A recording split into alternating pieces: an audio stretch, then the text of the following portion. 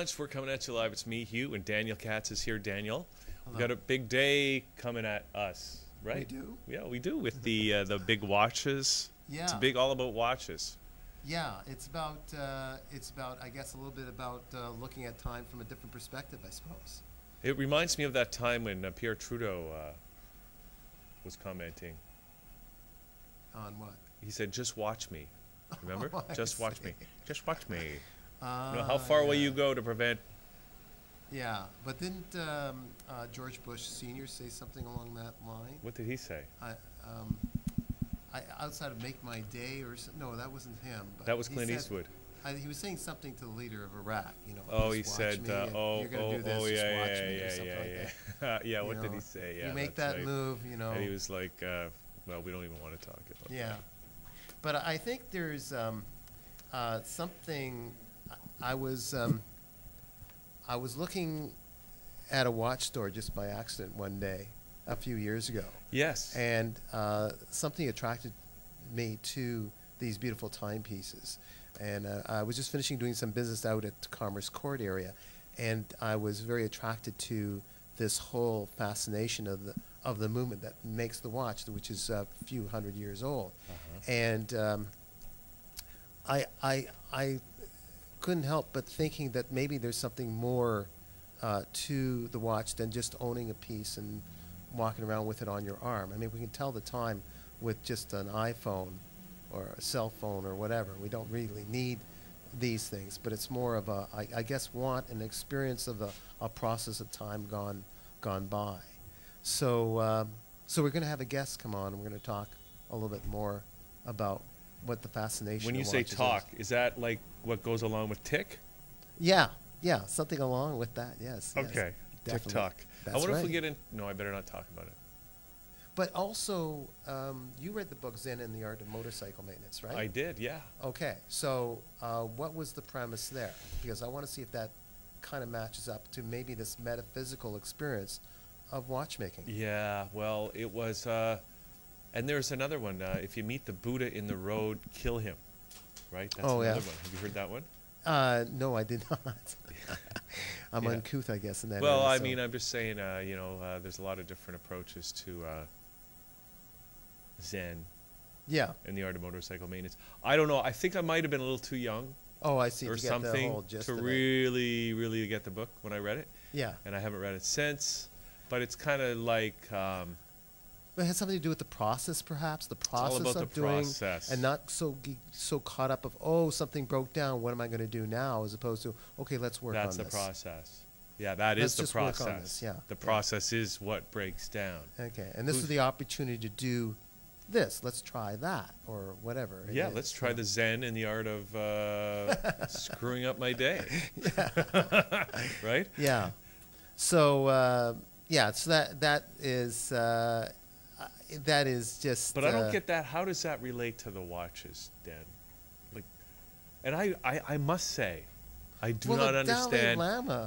The Dalai Lama loves taking watches apart, from what I hear, and Yeah. putting them back together again. People give watches as a present to him sometimes, so he can take them apart and play with them. and put them Maybe back together.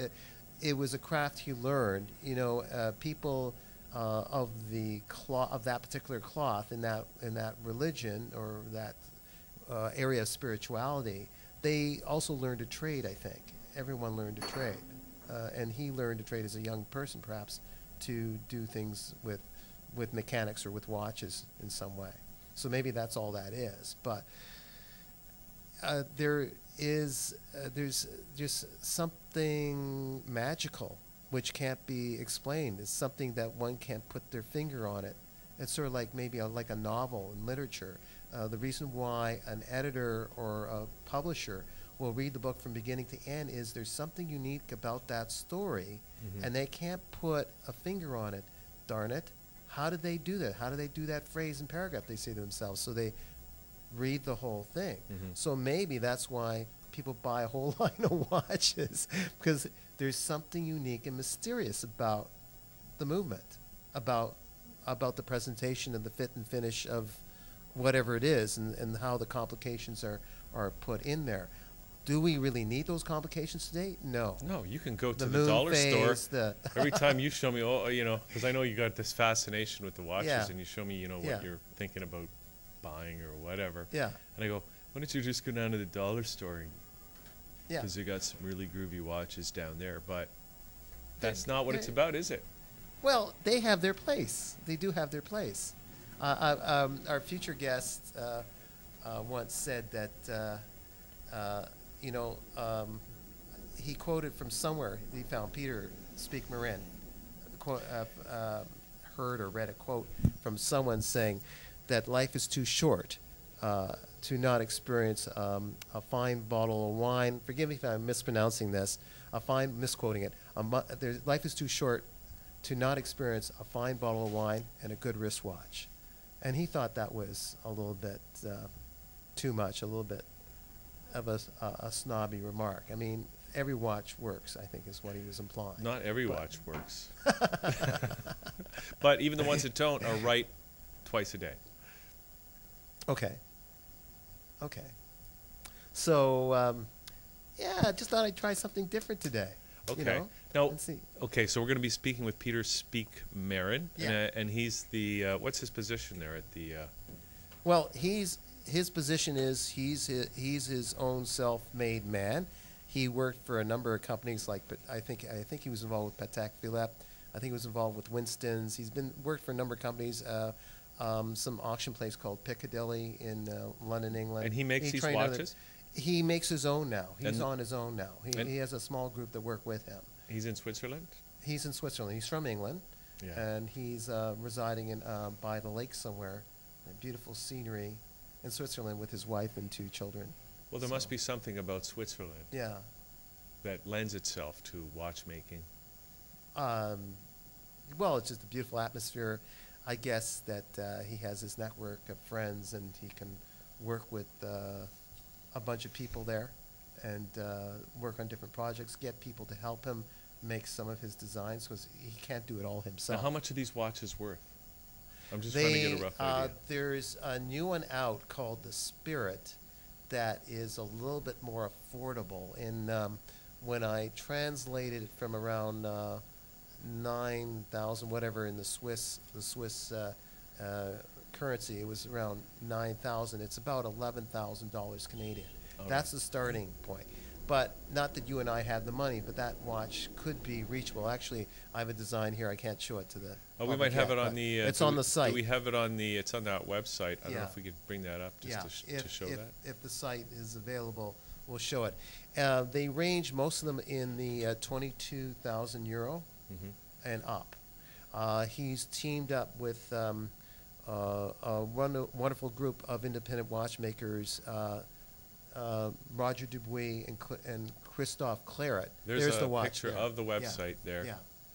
How much is that watch worth there, Dan? About- That's in Canadian around 11 to 12,000. okay. That's what I speculate. I just did the currency interpretation from the Swiss, Mhm. but it's about 11 to 12,000, Mhm. and it has a lot of nice things to it. It's a very clean piece. What does that uh, mean? Clean, and it's not confusing with so many other items on it. So you can't see the dial, you can't see the numbers properly. I suppose you can find that in a dollar store too. I mean, all those good facets. But it's got a lot of his own workmanship in the movement. Mhm. I think some of it's based from the ETA group, the movement, and then he's redesigned the whole movement. All right. Um, Okay, so let's just also, before we get into Yeah, that, let's yeah. talk about who else we've got on the show today. Alicia Fricker will be here. Yeah, a talented young singer-songwriter who I met at a little open house show by our improv person that came in as a guest, Lauren Stein. And She had a full day I'm thing. wondering if she might be related to Sylvia Tyson. Sylvia Tyson? Yeah, Could be. Well, let's ask her. yeah, we'll Yeah, find out. okay. How did you come to that conclusion? Sylvia? Just because of the last name. Okay, Fricker. Okay. Yeah, she's kind of a storytelling way of Well, songwriting. didn't that she Sylvia has. as well? Yeah. Okay. Right? Maybe it Okay. runs in the family. All right. Yeah. Maybe. And her brother Brock was here too, and Uh-huh. and he also tells stories in music. So it's Okay. coming around. Okay. Well, we'll see. I think she's a talented artist, and we might hear more from her. And Our last guest is Donna Ambrose, who I was considering working with. She has a clinic here. She's the proprietor of the Alone Clinic, which is on, for those in Toronto that know, it's on Roncesvalles in downtown Toronto, and she's TCM, I think traditional Chinese medicine. She can correct me if I'm wrong. I thought you meant turn to classic movies. Yeah, that could be too. Let's ask her. Okay. Okay. Yeah. And she does acupuncture and all kinds of stuff. You can ask her if she can do something on you. Some acupuncture today, Sure, why live not? on the show? Yeah, why not? Yeah, Well, you'll see. Let's see. Yeah. She has a nice clinic, and it just want to get in touch with her about what's going on in the alternative medicine world today, and is Health Canada really helping or not? Not probably with a big N, but we can ask her. All right. Yeah. Good. So it's Yeah. going to be, great way to start the week. Yeah. Hey, we got a little video. Why don't we watch this, and then we're going to get ready for Peter Speake-Marin coming up in just a few minutes here on Liquid Lunch. Okay. But let's check this video out, and then we'll come back and talk about it, Dan.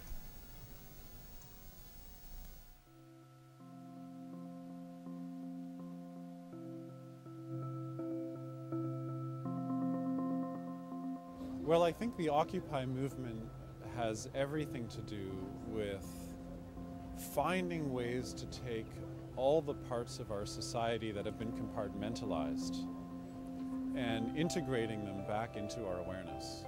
So at an ecological level, this is recognizing that an economy that is predatory and growth-based is not just causing trouble at an economic level, it's also causing trouble at an ecological level. And so we have to include ecology, which is the shadow of our capitalist economy, as part of the dialogue around what this movement is trying to reimagine. At a social level, there are parts of our society we've compartmentalized. And so one of the things that's happening in parks like this, in squares all over the world, is that when various people come together, then they show each paradigm that we adhere to's shadow. So if I have a certain ideology and someone else has a certain ideology, we have to learn how to communicate. So I think the Occupy movement is the springing back into consciousness of the things that we've discarded.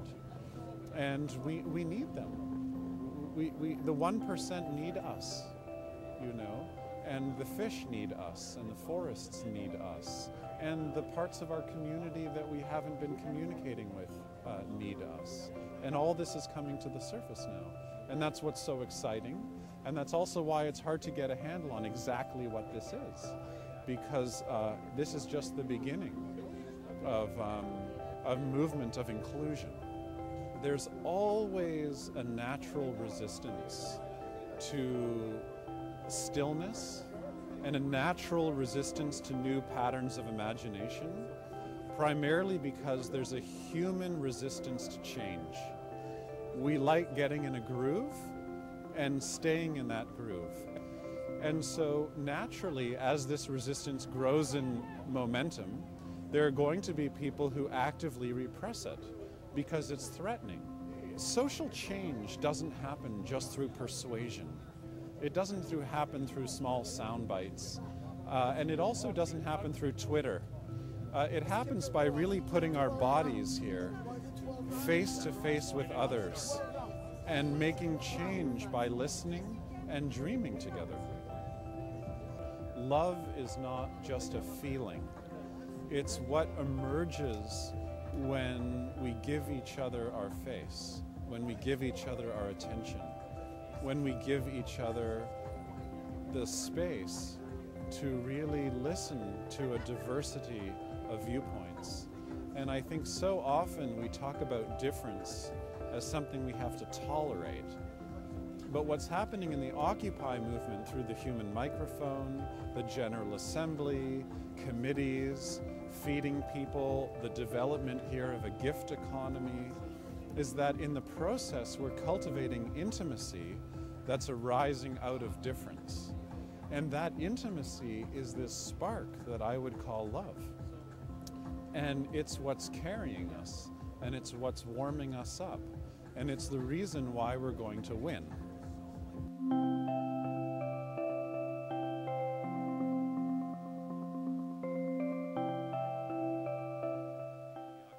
Okay, we can come back. Just the timing is right. That's interesting.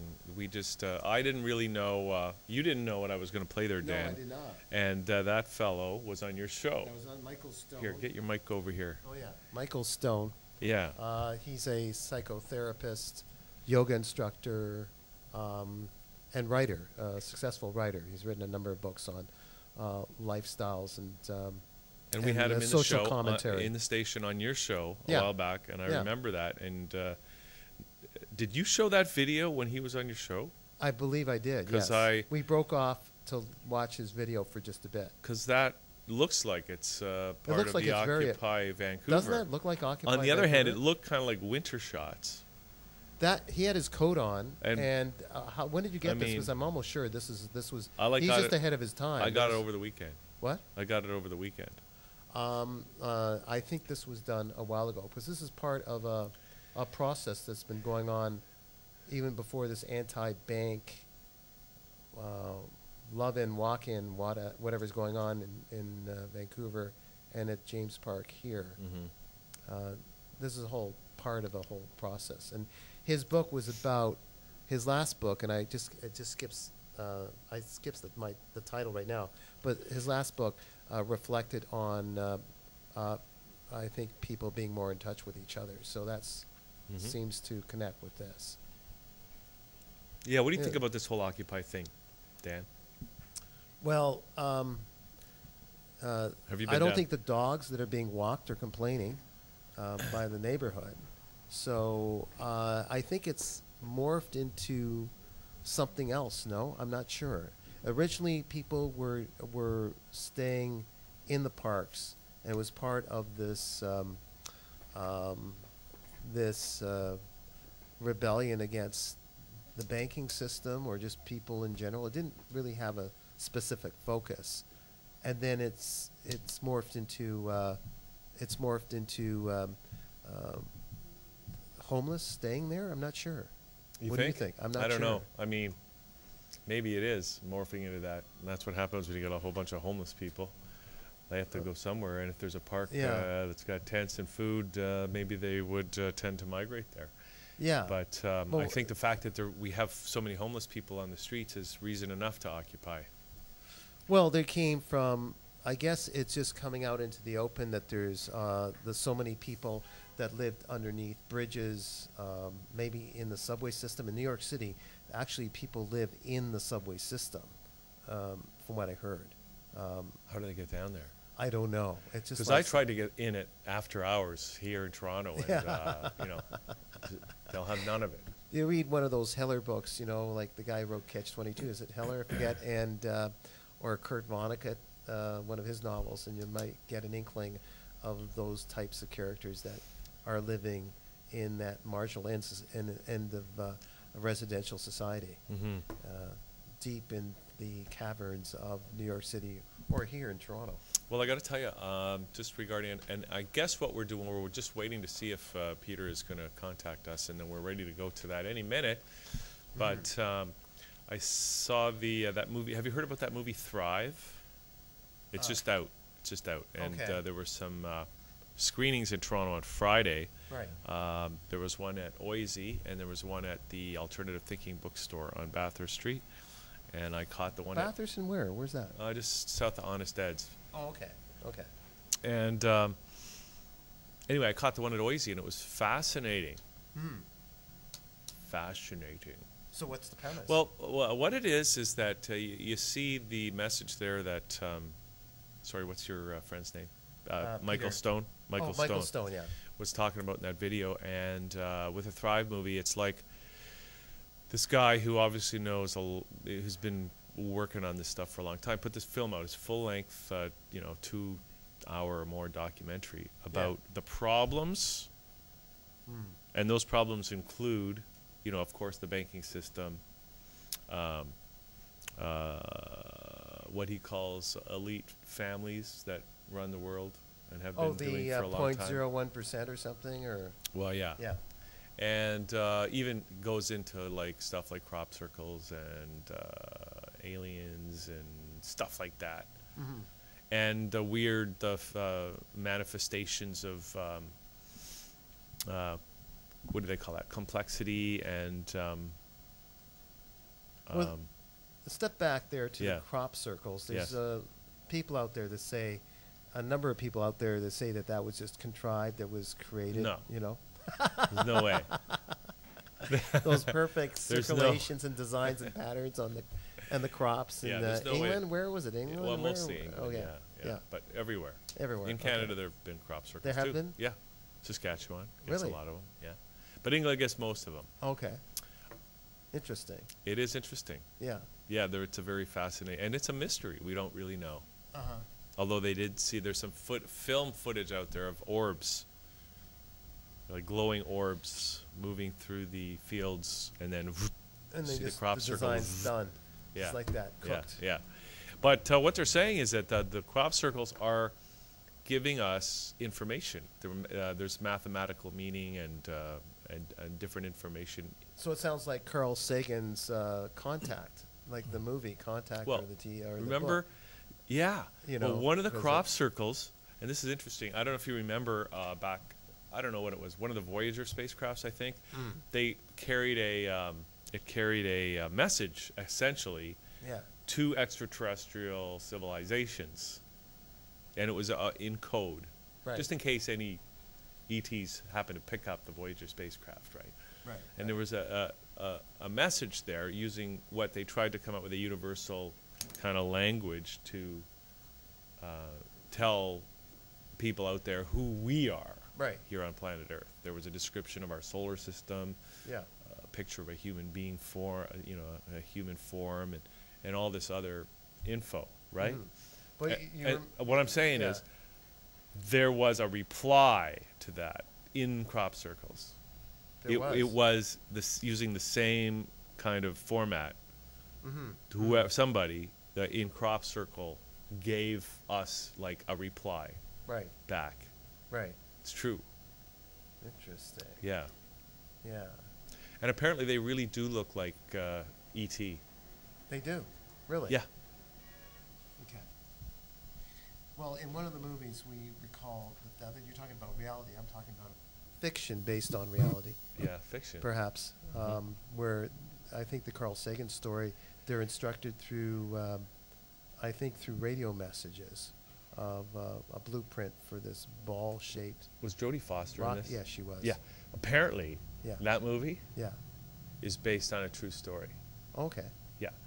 Oh. Apparently they've been, they have been doing that sort of kind of time travel for a long time. I haven't watched enough Coast to Coast or listened to Well, you know enough how Coast they to did Coast. it? Yeah. Because they said at first, we don't even need to build a time machine. All we have to do is publish in a magazine that we are going to declare such and such the time traveler's contact day, right? Yeah. Because time travelers from the future can read those papers in their library, and Right. they'll know then that that's the day that they have to go back to fulfill the time traveling thing. And that's what happened, Interesting. right? We didn't even have to invent a time machine. Right. The people from the future did. This is the way to connect, because we think of so many light years away, because they are years away, not just a distance away. And this is the communication Yeah. that we have to have with people until we can go through a Stargate or through some wormhole or something. Well, get and to- that's why the navies of the world are all congregating off the coast of Yemen. because there's a Stargate opening off there. Really? Yeah, you didn't hear about that? No, I did not. Oh, it's all over the internet. Just Google it. Okay. Yemen Stargate. It's all over. Get the facts. Hope we're not scaring their next guest away with all this talk. And there's a bunch of guests maybe that that may be listening in from members from watchaseek.com and various other sites. So just patience with us on this. We're waiting for Peter to call us. As soon as he does, we can stop this ridiculous Stargate talk. Yeah. But I heard an interesting interview last night. Dan, I'm struggling. Are you struggling with the future? Yeah, I am. Are you? Yeah. Because I spoke to somebody over the weekend, and they were telling me that reality to them right now, I think a lot of people it seems like it's hard going, getting through life on a day-to-day basis, day by day. It's just tough. Right. People are finding it frustrating. They're unable to achieve they're just finding it, it's wearing on them. And they're just overwhelmed. Well, whatever it is, right? And we're not talking about the down and out necessarily. I mean, no, we're not talking about the financially down and out necessarily. We're talking about all kinds of people. Just the frustrations of everyday life. And did you ever read the Gerald? I'm not off topic here. Jailbird, Kurt Vonnegut's book, Jailbird. No. But it's about this guy. He's sort of the main character. He's narrating about himself, who was part of the sting operation. He was an innocent guy working for Stantz or whatever, in the Treasury during that whole Nixon thing, and he had to go to jail because of Watergate. And he comes out of jail, and he's trying to make sense of his life, and he bumps into a bag lady who shows him around the caverns of underneath the streets of the city of New York, and then goes in through a secret door up through many steps and comes out in the tall, fancy tower, and everyone knows her by first name because she's the owner of a whole bunch of blocks of New York City, yet she's a bag lady. We've had similar characters here in Toronto. Yeah, okay. Yeah. Very eccentric. For sure. Probably because of the pressure of society and ergo Howard Hughes and various others. I could tell you the building. There was a building on Bloor Street, Yeah. on the south side of Bloor Street between Spadina and Bathurst. Yeah. And for years, it was just left to decay. Yeah. In one of the most prized kind of downtown Toronto retail areas, right? Yeah. Just not far from Yorkville and the Annex, right? Yeah, yeah. One of the most happening places in the city. Yeah. And the building was just there for years. Right. And she just didn't care. She Yeah, just, something. so many people would go and talk to her and try to approach her about doing something with that building. Interesting. And then I think she passed away, and the building's now active again. Somehow people are using it. But it's just interesting what goes on. Interesting. Why don't we take a quick break? Yeah. And I'm going to try to see if I can get hold of... Yeah, let's do that. Let's take a break, see if we can reach Peter, Yeah. and we'll come back in a couple of minutes, and hopefully be speaking with Peter Speake-Marin. We'll be right back.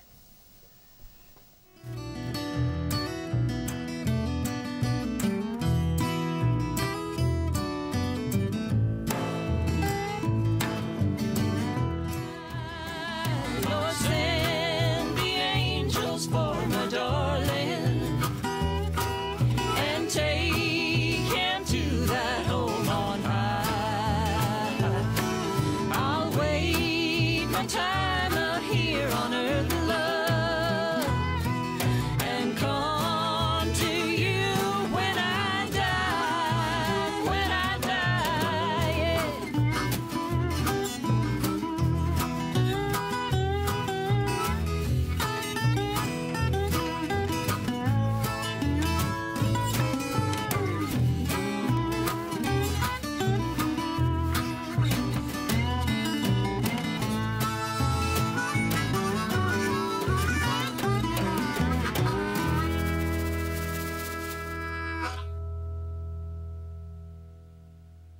Hey, welcome back to Liquid Lunch. It's me, Hugh. Dan is here, of course, and we're listening. The music today is from The Wanted. We had them on the show Friday, Dan. They performed live. They're Why did really you invite awesome. me over? It's Now okay. you're making me It's feel o- all it's- guilty, it's Dan. okay. You see, All right. Okay, so we've managed to hook up with Peter Speake-Marin Good. on the Skype, and Dan, Okay. take it away. Is Peter? Can he hear us now? Yeah, or? he should be able to hear us. And Okay, we so should I'm be able just to hear going and to see do him. a quick intro here, because for some of the people that don't follow watches that much, I just want to open up. They just don't have the time. They don't have the time. That's it. For thousands of years, devices have been used to measure time, from obelisks tracking movement of the sun, sundials, hourglasses, water clocks, mechanical clocks, followed by wristwatches, mechanical. And with the invention of the quartz oscillators, affordable quartz watches rule the day, along with atomic timekeeping. Although many philosophers, spiritual leaders claim that beyond time and space of our world, or linear thought, time does not exist, or is timeless, most of the world has been infused with this tool measurement of time nonetheless. Not only that, but with the marriage of reliable skills and jewel-decorated parts of the past, with futuristic engineering and pure art, we can all appreciate a picture of a unique timepiece that is timeless. Here to discuss this fascinating world of watchmaking is renowned independent horologist Peter Speake-Marin. We had a little trouble getting hold of him, but thank God he's here. Learned scholar of ateliers such as Patek Philippe, Cartier, Breguet, and Langson, and a strong topic of discussion amongst bloggers around the world. So, Peter, are you there? Yeah, I'm here. Oh, Fabulous. good to hear from you, Peter. Yeah. Thank you for the invitation. Oh, good. I'm sorry we had a little trouble connecting, but thank God that's been worked out. That's the beautiful world of technology. Let's find out where he is first of all, because Yeah, are yeah. you in Switzerland there, Peter? I am. I'm based in a small town called Bessin, which is between Geneva and Lausanne on Lake Léman. Ah, that's nice. That's nice. It sounds like one can enjoy themselves in a nice cafe overlooking the lake.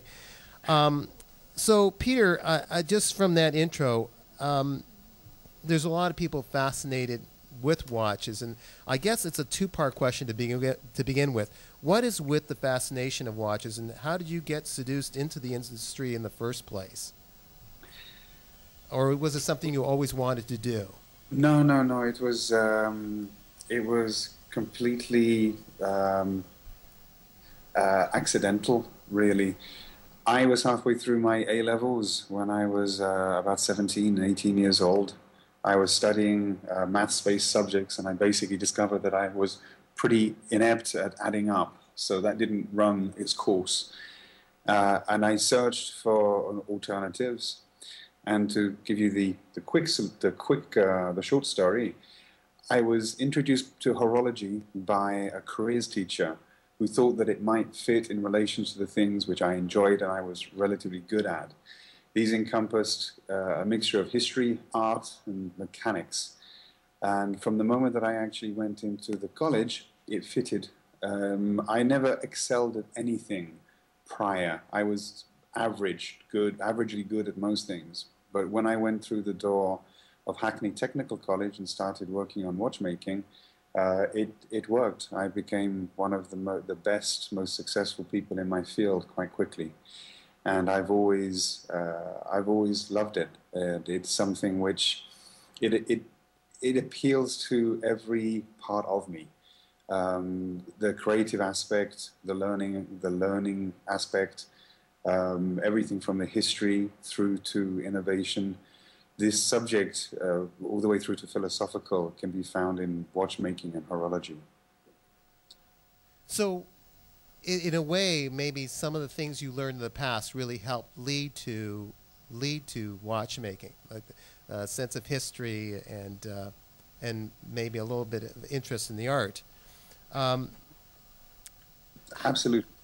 And so then you, I mean, there are schools in horology, but a lot of it is just practice and training. And I guess when you were working at this antique place in Piccadilly. Yeah.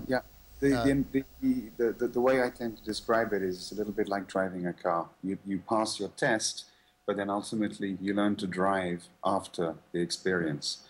And I studied in London in Hackney. Then I went to Switzerland. Following Switzerland, I had a variety of different jobs, working from Oxford to New Bond Street to Southampton in UK, before going to Somno Antiques. And really, in Somno's more than anywhere else, was where my education really took off. The learning curve was extraordinary. For the most part, at the previous jobs that I had in after-sales service, my interest lasted for as long as I was learning, which tended to be a period of about 6 months. And then once I'd actually absorbed and learned everything there was to learn, I moved on. In restoration, it never really ends, and the learning curve took me over 7 years, and even then I could have kept on, but it was time for a change at that point. It's always something new to learn. Are you a small part of a pattern of new independent watchmakers that are going on their own, untethered by the so-called head office, to create something new, or is just you and a few people? No, we're a new generation. There's not hundreds of us, but we are a defined group of contemporary individuals. The basic reason for our existing, I'd say, is coupled with a number of things, but it's mostly technological. Everything from the internet, the means to be able to actually communicate with collectors, the internet from the percept that collectors are able to assimilate more knowledge than ever before. And there's a growing number of people out there who have already purchased their Rolexes, their Tissot's, their Pateks, their Tags, and their Omegas, and they have a level of knowledge which is beyond anything which has ever existed before. And as a result, they look for that which is exceptional, that which is different, and quite often that which is actually born of people who are actually alive today, with an original DNA opposed to a DNA which was born of people who were very talented but were alive a long, long time ago. And subsequently, this growing knowledge, this communication, has allowed people like myself to be able to breathe. Technologically, if you couple that with CAD and modern machining techniques, we have the opportunity today to be able to develop highly complex products which even 20 years ago would just not have been achievable. So between the communication, education, and being able to contact the final consumer, coupled with the ability to be able to make highly complex and innovative timepieces, it's really these things that have actually given us breath, allowed us to breathe, to be able to move forward. I suppose you really answered my next question, because I used to think that one cannot recreate the wheel, but there's an infinite way to make the infrastructure of the caliber better, or the dial, or whatever. And I suppose what you just explained just before is just that. There's just so many ways to change things. It's really the way I perceive it. It's not purely the technical execution. It is watchmaking today isn't like watchmaking of 100 years ago. When there were big steps in precision and timekeeping, it was because those things were essential. Today, watchmaking really falls into a category of luxury, or what I prefer is art. And it's that which brings quality to people's lives. That art that you see in independent watchmakers is really a representation of each of those people. It can sometimes be purely art-based, sometimes it's technically based, and it's that which affects the aesthetic. Sometimes it's the complication which is added to it. Sometimes it's the materials which are employed in the final design. But each time, with each individual, it's very much the individual that comes out in the final work. And that is something which hasn't existed since the birth of wristwatches. And I'm not talking about chronometer timekeeping, but if you look at the between the 20s and the late 40s, companies like Cartier and Rolex and Patek, they brought out enormous diversity of design, which had never been seen before because it was something which was original of its time. And then slowly, as these companies grew, they had to produce volume, they had to please greater numbers of people. Today, they have to be very safe with everything they do because they produce such important numbers. When you see little guys like us, it's different because we can actually, not only can we be more dangerous in the approaches that we take, but we have to, because otherwise we would become, in a sense, them. And then that would no longer be interesting for the people that actually, it wouldn't be interesting for us, and it probably wouldn't be interesting for the people that actually acquire the kind of timepieces that we make. You use that word dangerous, and can you, for someone that isn't really into this watch world, a lay person when it comes to this stuff, can you explain what that means? Like when you're doing something dangerous? Sure. If you're trying to appeal to a very wide group of people, you can do what an awful lot of companies have done even over the last 20 years, which is you adopt a case, for a case like a Calatrava or a Covex or excuse me, or a Tonneau. If you look at early Frank Muller, for example, was one of the great sort of independent watchmakers who became incredibly successful. What he did was he took early styles of watches and he kind of reinvented them. So in your subconscious, in the market, people are already familiar with these kind of designs, and they're easy to assimilate.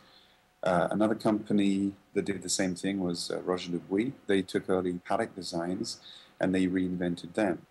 So all of these things, it's a very kind of maybe commonsensical, business-like approach, but it isn't actually terribly original. It's not genuinely pushing the boat out, going into new waters, which is understandable when they make the quantities that they do, and they have that kind of approach. But when I say dangerous in relation to independence, it's where you have something which doesn't fall into the same category of what is commonly accepted. And it can often take a lot longer for it to be accepted because it is out of the ordinary. You wouldn't take my pieces and imagine that tomorrow you could produce 50,000 of them, because there probably wouldn't be 50,000 people out there that would either like or understand them. But that's not what I'm doing, and there aren't enough people, in a sense, who have the level of knowledge to be able to appreciate what it is that I actually do. And that's not a criticism. It's just that the majority of people who buy watches from independents, they have gone through a certain form of education, through purchasing, through forums, through meetings, through private clubs, and they quite often appreciate the difference that independent guys like myself give them, because it is original, because it actually comes from the person. It isn't so much a company making a product or making a watch to make money. Quite often, we actually try to make money to make the watch, and there's a different motivation behind it. There's a passion-driven, there's a passion that comes from the love of what we do, opposed to it simply being a business. To some extent, well, that's the work of an artist. Yeah, I think you're right. I think it is. I'm just curious about your team work with Roger Dubuis and Christophe Claret on this fantastically magnificent piece that was a teamwork, not your own, Maître de Temps. Yeah. Yep. What brought you guys together, and why put together such a colossal watch? That's a little bit of a step different than a Roger on his own, or Christophe, or yourself. You guys decided to do something together. How did that come about? It was actually one of a number of different collaborations that I've made. For the first 8 years, whilst I was developing my watches, I worked with other companies. I worked with Winston, with MB&F. I was a consultant for various companies. And I was asked by an entrepreneur and American businessman, a guy whose family has always been in watchmaking for many years in distribution, to help him to put together a concept called the Masters of Time, Maître du Temps, whereby you put together groups of distinguished watchmakers to come. That's right, Stephen Nelson. Yeah. To be able to come up with something which is unique. So when you put three people together, you actually come up with something which is, it isn't representative of any one person. It's representative of the abilities, the appreciations of the three people. Why did I do it? I get an incredible kick out of these kind of collaborations. I always have done. I love watchmaking. It can be making something simple. It can be making something complex. There are different ways of doing it. You can do it literally sitting at a bench, designing it, making it as you go along, or you can make it in groups. And each time you do it, depending on the way that it's actually executed, you'll get a different result. And that it's an incredible buzz. It's like a superstar hockey team or something, and these players that normally compete get to meet together. I'm not putting on too much of a high pedestal, I hope, but I'm just saying. No, you've worked with these guys before, and how was it working with them? I mean, I knew Christophe for some years, and I'd worked very, very briefly for Roger Dubuis, SA, prior to that, so I knew both people. Roger was complete gentleman, incredibly knowledgeable. When we first started working, I wasn't really sure of how much he would actually bring to the table, because I tend to be fairly cynical in relation to a lot of commercial companies. But it became very clear very quickly that he was somebody who had incredible experience, both from a technical point of view, from an aesthetic point of view. Everything that he did altered the direction and brought extra value to it. Christophe was the side who really did the manufacture of the caliber once all the direction had actually been given. And Christophe is a pretty difficult guy. He pretty much wants to do things his own way. So there was backwards along the route. But then it takes somebody like that to bring something which has that much complexity into reality. So did you manage to give some input on the caliber, or you couldn't even do that? Oh, yeah. Okay. Yeah. Okay. I mean, the reason the watch was what it was, with all of the diversity of complications, was my specifications. So I influenced pretty much everything within the caliber, all the way down to the overall aesthetic of the case. And I also dealt with putting together in fact, I established the basic company, the different teams of people who were needed to actually be involved in it. Christophe, myself, and Roger, we were the key guys. But to produce a watch like that, you need a pretty massive team behind you to be able to orchestrate it and bring it into reality. Right. So I kind of acted as both watchmaker, part designer, part consultant, and also researcher. And I actually was very much involved in developing the whole of the concept from the very beginning all the way through to the final piece. The only exception that I had than the other guys is that normally the concept with Maître du Temps was that each different chapter, each different watch, there would be a different group of people. And because I'd established the business, I actually established both chapter 1 and chapter 2. But in relation to my own work, I got chapter 2 moving, and I left in 2008, and then Daniel Roth became involved, and he took over to finish off the project. Wonderful. Hugh, did you want to? Well, yeah. Peter, you talk about, see, Dan's the guy interested in watches. Not that I'm not interested in, but I've got some, kind of layman questions here. When you talk about, embarking on a project like that, when you say it can be simple, it can be complex, and the result is, is going to be dependent on that. But can you talk about what that result is? Because it seems to me the result, as a layperson, the result is a watch that tells time that works, and that the hands move around the way they're supposed to. Can you talk about when you talk about result and you talk about simplicity or complexity, what are you really getting at? Oh boy. Well, in relation to my own work, I have done virtually, in the last 10 years, even whilst I was working with all these other companies, I've developed a catalogue of work which is normally found in a company which has existed probably for over half a century. So what I love, and complexity, simplicity, it's really it's the concept, it's the idea, the motivation to take an idea and bring it into reality. It's like taking a dream and making it real. This can be from a very, very simple timepiece, which has 3 hands and gives you the minute, hour, and second, all the way through to pieces that we're developing today, such as minute repeated tourbillons.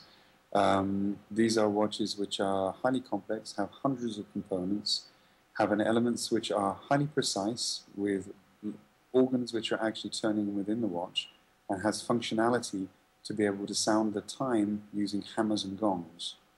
And personally, whether it's something which is simple and original or highly complex, I tend to get the same kind of satisfaction out of it. I've also worked with artists in Japan and in Geneva, from guys who are actually originally from Holland, who are incredible at making miniatures. So my own work has gone from things which have been simple, classical, technical, through to genuinely artistic, creative, using enameling, engraving, Japanese techniques like makie, all the way through to doing Gothic work with skulls and diamond setting. What drives me more than anything is just this ability, or this desire to take an idea, make it real, and try to make as many real as I can in the time that I have available to me. It's a little bit like the desire to reinvent watchmaking, but my way. And to get back to something which I missed that you asked about earlier, watchmaking is like music. You have so many notes, but it's infinite. It carries on for forever, and it's interpreted by each person in a different way. And as such, it really has no end. And one of the reasons I've moved around so much in my career is that the moment that I learn something, or the learning curve really tapers off, I get bored because I'm no longer growing, so I have to move on. When you go into a creative domain, excuse me, it never ends. And that is where I am today. And I find that with every passing day, week, month, I just get more and more, in a sense, pulled into it. And I love it. I love it. Yeah, that is amazing. It's good to hear coming from your heart. And hopefully a lot of people are watching this and maybe are inspired to whatever they were hopefully doing, maybe their closets from doing certain artworks.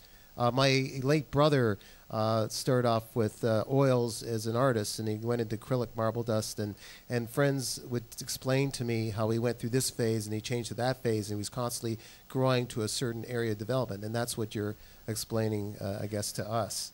Plus, your brother invented the bar mitzvah machine. That's right. Dan? That's right. And I just wondered, Peter, I mean, with this, it's just interesting that you say you really weren't good at anything until you got into the watchmaking. And I'm just curious if, with that experience, if you've ever been tempted, or that this experience of doing the watches have you been attracted to doing any other kind of maybe similar work, or been attracted to getting into something else that's where you can use these skills?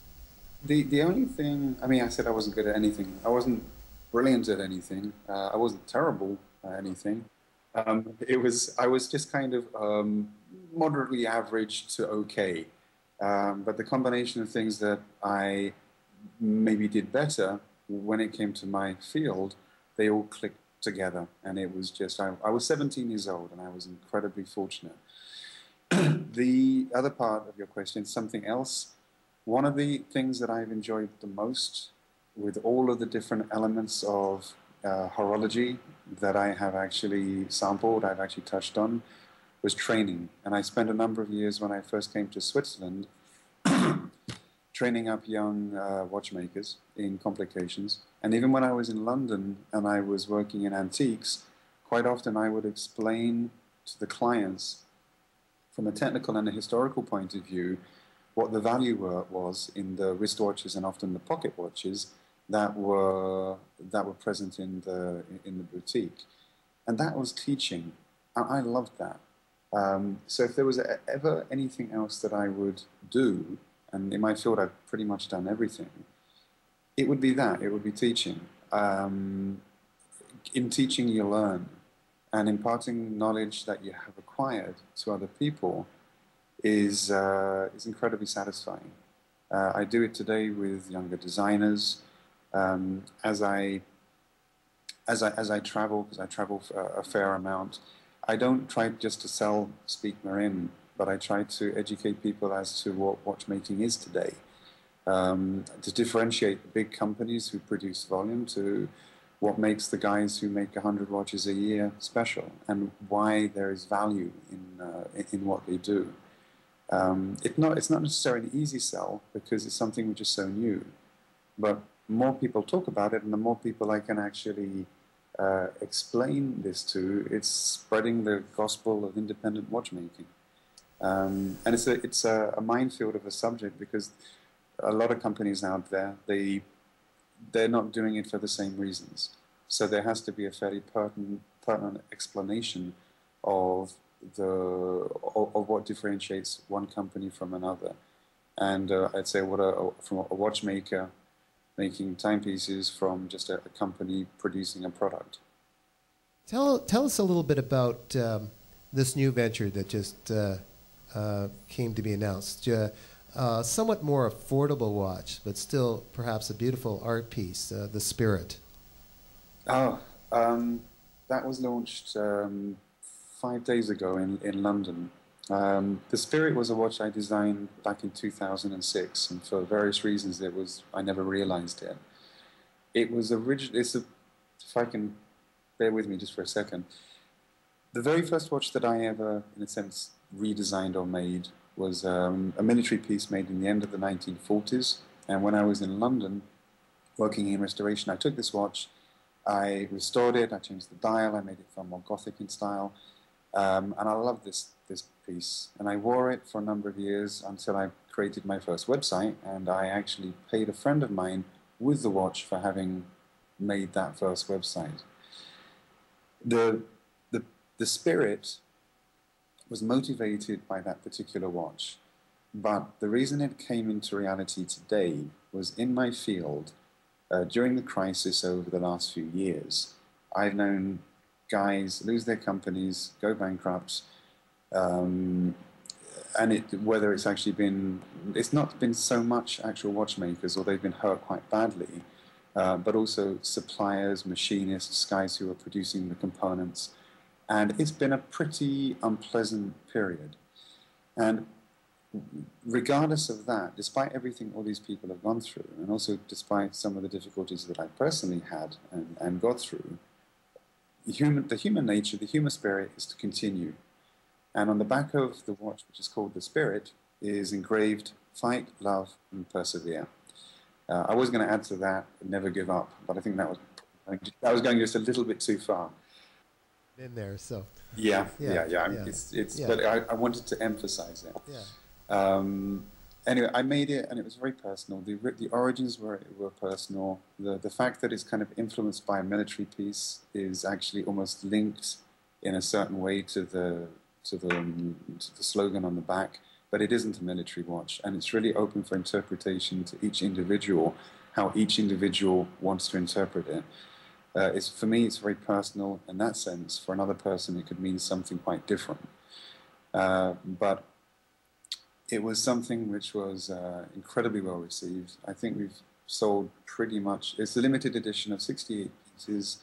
Like that. 68, my year of birth. Yeah, okay.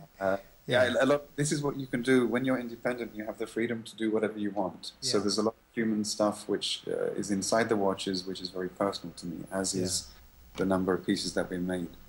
And we sold most of them already through to different retailers around the world. Yeah. And in all of the years that I've been actually working, because we make tiny numbers of pieces, I haven't actually sold as many pieces in such a short period of time. So it appealed to a lot of other individuals as well. Well, I hope you will reproduce some form of another version of the Spirit or something somewhere down the road, so I have a chance to grab it. So we'll see what happens. Peter, we're out of time, and I think people appreciate having you on. I certainly do. It's been an honor to meet with a hero of mine, I think. And I would just like to close with maybe you just reminding people of your website and how to get hold of you. The website is www.speake-marin.com. Or if you just put Speake-Marin in, automatically you'll come across the website. And also, if you check out Google Images, you will see very, very quickly a great reference to a lot of the work that I've done over the past years. Thank you very much. Thank you very much, Peter. Okay, you take care. Take care. Thanks. Bye-bye. All right, Dan, that was awesome. Thank you very much. Well, Peter helped. Peter helped. I didn't make the watches, so yes, okay. This was good. Yeah. Good questions from a layperson. Well, eh?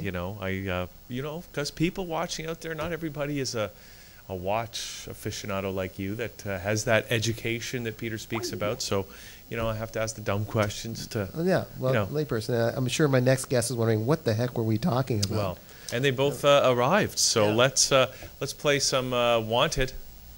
The Wanted, and we're going to come back with Alicia Fricker right after this as Liquid Lunch continues on a Monday. We'll be right back.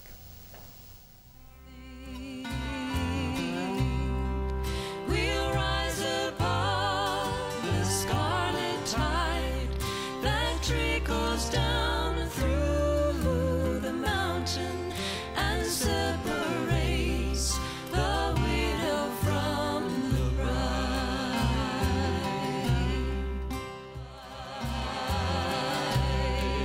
We'll rise above the scarlet tide that trickles down through the mountain and separates the widow from the bride.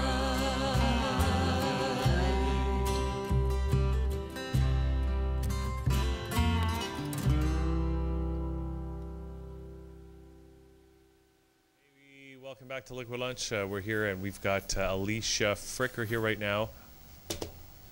Or I mean, also Adallah. Adallah. It's Adallah. Yeah. Right? Yeah, and it's a long story, but whatever. Well, let's hear the long story. This is not that long. Okay. Good. Yeah, so you chose that name, Adallah, as your performance name. What is the story behind that? Well, I had a friend, and we had this really long conversation one night, like 5 in the morning, about why he changed his name. And there's this idea that I don't know too much information about it, but that when we're born, there is a bond put in our name with the government, and it can be used as legal tender, but it's also corporatizing our name. And I felt like I kind of wanted to break free of the corporatization of my name.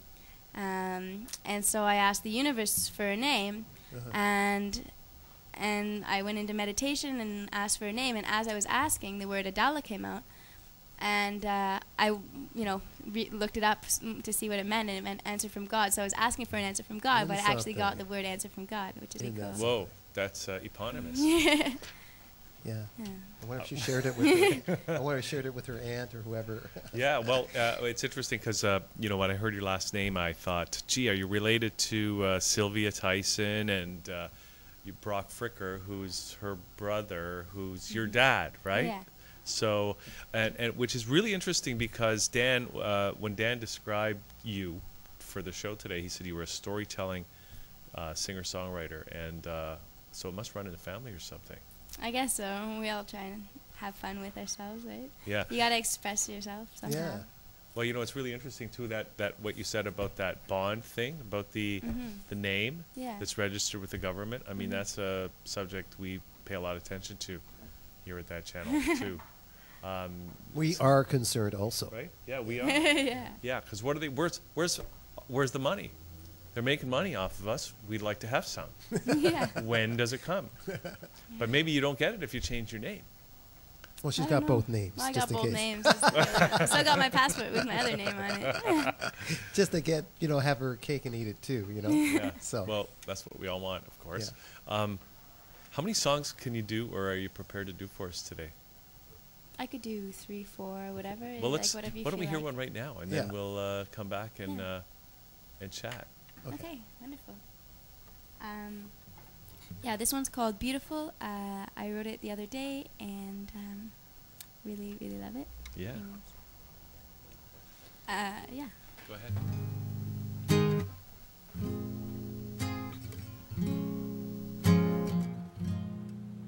You're so beautiful, even when your eyes are closed. I know that you're so beautiful, that even through your clothes, I can still feel your so beautiful being. If I only knew how to get through to you in my book, I drew you looking in the mirror at the beauty you're blind to. 'Cause you're told that you're pretty, but you're living in a city, passing by prostitutes, tits in high shoes, but the ego pollutes pitch perfection to all of the youth. You just need direction, don't need no correction, just need a reflection of you. 'Cause if you could see it, I know you'd believe, 'cause perfection's just got to be you. So I took to the street with a mirror for you to see that you're so beautiful. And when you close your eyes, you will see inside you are so beautiful.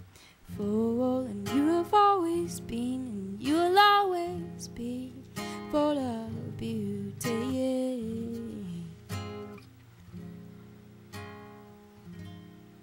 And when you fill yourself like a pitcher of water with love till it all overflows on others, then you can love all your sisters and brothers.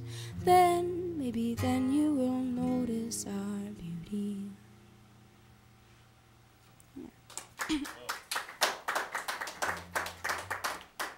It's funny.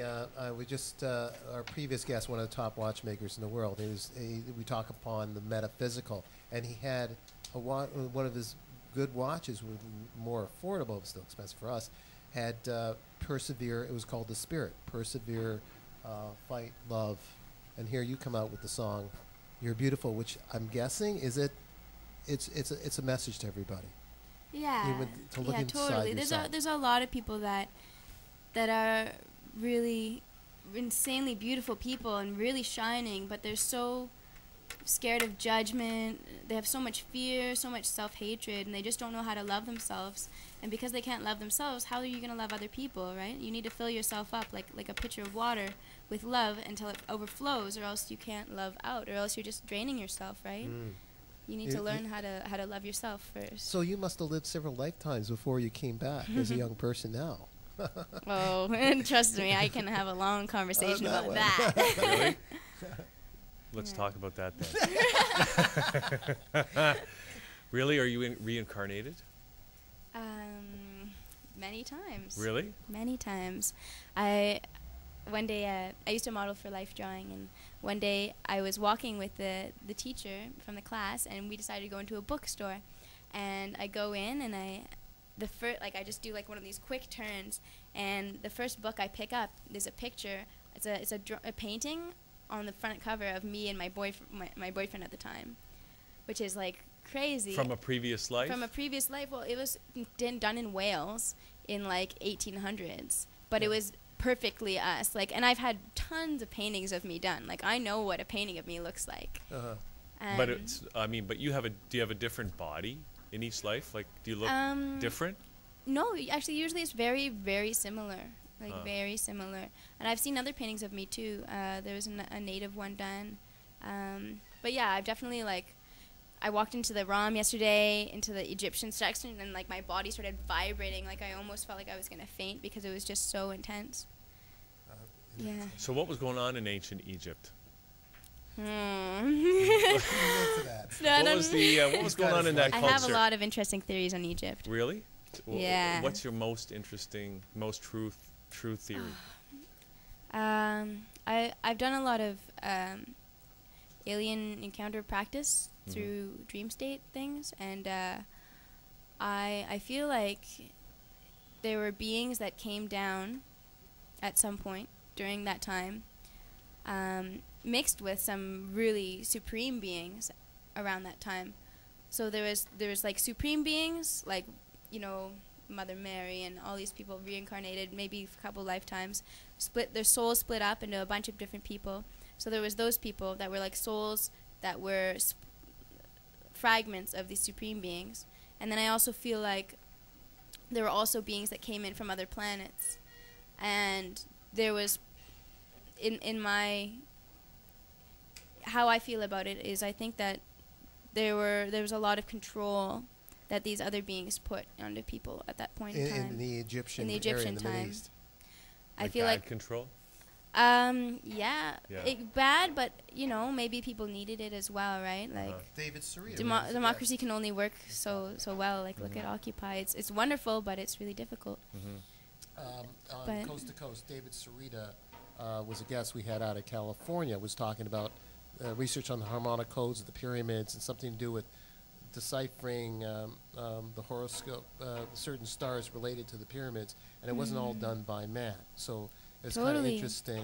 And also, like, if you look at, there's some, I was at an exhibition a while ago, and it was like this lost not a burial ground, but it was like a garbage dump pretty much of all this stuff that they tried to hide.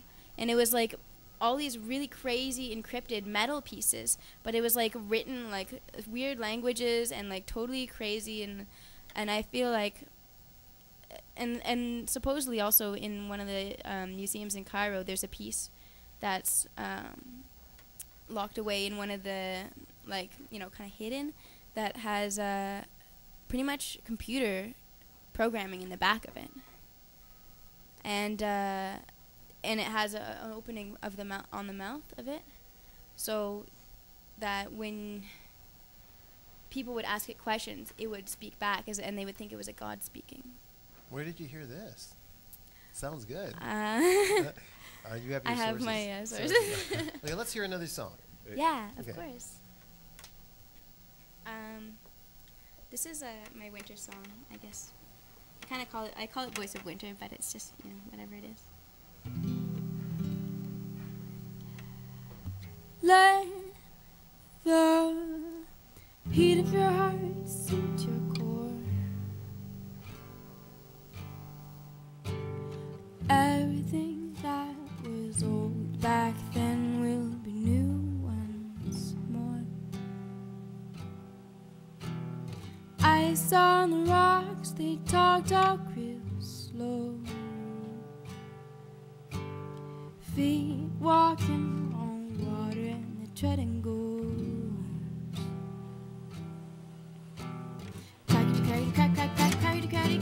Oh no. Water seeps into my soul. White bones shivering, quivering, shimmer like the snow. Quietly past the flowers that prefer to go. They all leave their marks in the seeds we sow. So what?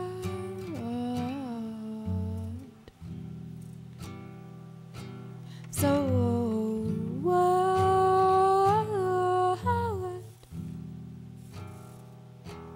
So what?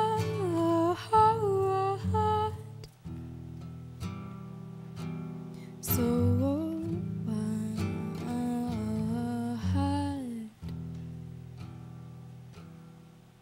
Let the bitter love echo through your pores.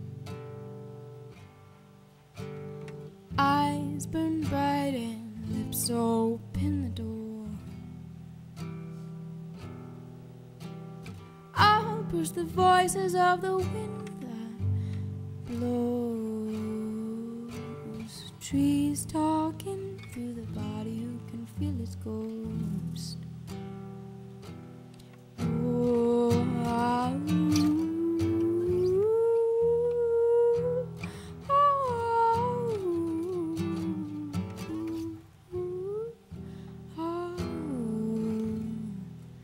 my trunk tells me where to go,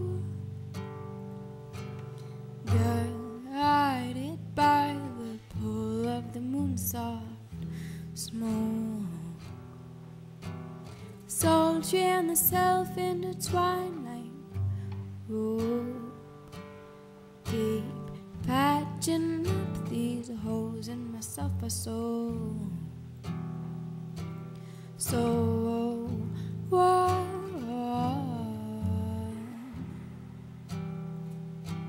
So what?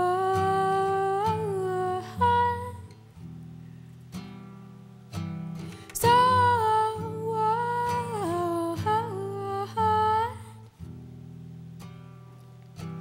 So what?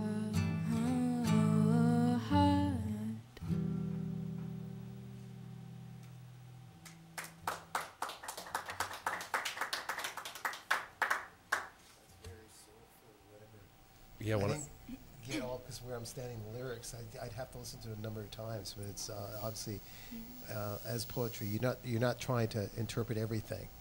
No, verbatim. I leave it kind of open. Yeah. It's open for talking, you know, like it's one of those things, if someone wants to know more, they ask, and then I'll teach, or I'll share, or I'll explain.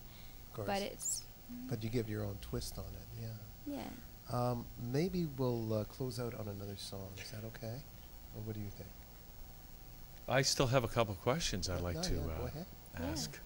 I'm just based on your comments about the your awareness of previous lifetimes and your experience with ancient Egypt and stuff like that. I just want to ask you about what do you think is going on in the world today? Because we got the 2012 thing. Wow, there's Oh a my lot goodness, of a few weeks from interesting now. stuff. Yeah. I was into the Mayan stuff for a bit. I'm slowly starting to get going, or deciding to go back into reading about more of it. There was the very end of the pyramid cycle just ended on the 29th of consciousness, the pyramid cycle of consciousness. So every however many billions of years, the amount of information that we learn and grow in and the amount of time it takes to learn things shortens. Some people call this the quickening. But the idea is that every cycle that there is, like microbial or whatever, it goes down. I can't remember the exact names of it, but I think the last one was the universal cycle of the pyramid. And before, March 9th last year, it was I think it was 350 days or 360 days, we had a consciousness shift. And as of March 9th, it was I think it was 18 days, we had a consciousness shift. And the very last one was on the 29th. Of October? Of October, yeah. So I didn't know what to expect. Well, yeah. And I'm pretty much living at Occupy, right? So. Are you really? Yeah, I'm there most of my time. Oh. Consciousness shift. What would be an example? We Well, don't know. Or? And how often is it happening now? Yeah. Every 18? Well, we have no idea now because it finished. Like, it was the last day on the entire of the cycle on the entire pyramid. So, I don't know. Everything's wide open. Everything's wide open. And I had my consciousness shift maybe a week and a half ago. It was the next day after it happened. So I guess it must have been the 30th or the 31st I had my shift. But I think we're all going to have our personal shifts on different days, just like whenever I guess we come to that point. Yeah. But it was kind of an opening for like an invitation for that to happen to all of us. So when your shift happened, what happened? What was the shift? How did you experience it? Good question. It's one of those things because I'd like to share it, but I feel like for you, if I were to speak to you guys about it, I would feel cool, but I feel like there's people that would shut it down. And when you put something that's really powerful into words, if it's shut down, it can lose its energy and it cannot happen again, Sure. Okay. I think the best way to describe it that's kind of open-ended is that I was given a choice between dark and light. And I chose light, but then I took that back and asked if I could choose balance and stay grounded here. And I chose balance, so I stayed here. So what do you think is going to happen with, whether you call it 2012 or whether you call it just the way that the world is now and a fight between dark forces and people who just want to have freedom? There's a lot of different things. I talk about it a lot, have so many conversations. There's this idea that in the Enoch, my friend was saying that in the Enoch, everyone needs to go and rush up to the doors of all the parliament, and that's going to happen first. That's one of the first stages. The next stage is that there will be a world war. The stage after that is supposed to be, I think, threat of alien something. And then I think the end stage will be like a big shift of some sort, where we pretty much get to choose between light and dark. But it could be more intense than mine was, where we may all die or whatever. There's this idea with the Mayan thing that there's 3 meteors actually around our Earth right now that are circling us, and every time that they come into alignment, some natural disaster happened. The most intense one was the Japanese earthquake. That was because there was alignment with those 3 meteors. Now there's a meteor that's going to... they think that there's one trailing behind, which the Mayans call the Red Star Kachina. And the idea with that is they think that eventually that will come and either come so close to us that it affects our gravitational pull, or not necessarily our pull, but it'll shift our poles. So, shifts our equator. So our equator...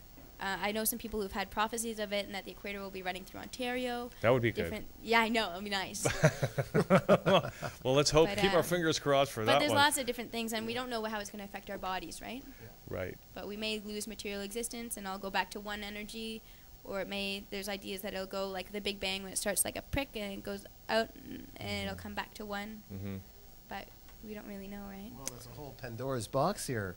You know about... but I like it. The equator coming through Ontario. I'm all for that. Yeah. Then I can't travel. Okay. Well, this is really... we could talk all day. I've got a million questions. But, what can you suggest for people? Because a lot of people we were talking... the main thing... sorry, I don't want to interrupt. If I can... we were talking earlier, a lot of people seem to be, whatever is going on, a lot of people are having difficulty. They're just, it's frustrating. They're tired of life. Some people, I know. Trust me, I've talked to a lot of people whose families, people don't want to, they want to take drugs and fall asleep because there's too much pain, there's too much suffering, and it's difficult, but I don't know how to click with those people. I feel like the best way is interpersonal relationships, talking to somebody, sharing your soul, opening up, and hoping that people will vibrate with it. There was a native man at Occupy who had this talk with us, and he brought up all this pain, this hatred and anger, and everyone was feeling it. But it was easier for them to feel that than love. If you look in the business district, walking down Wall Street or wherever, right? Those people, they feel anger. That's an emotion, right? They feel anger probably more than they feel like full open love, right? And so if you can bring them to anger so they're feeling, or bring them to pain so they're feeling, but then shift it, that's when the shift can happen more intensely with each personal person.